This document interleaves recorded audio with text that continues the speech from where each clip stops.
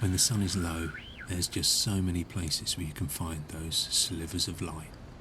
As a street photographer, I'm always looking for that contrasty light, but here in the UK we don't often get plenty of sun, so when it does come out and it's winter time and it's nice and low, you've really got to make the most of it.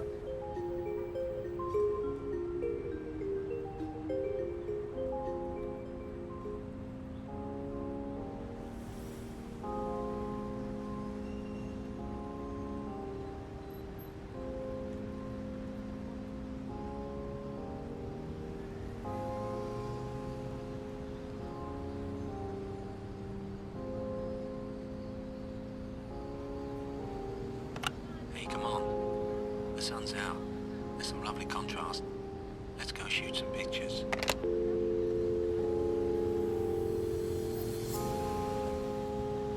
So I made my way into the city, and this is what happened. I hope you enjoy it.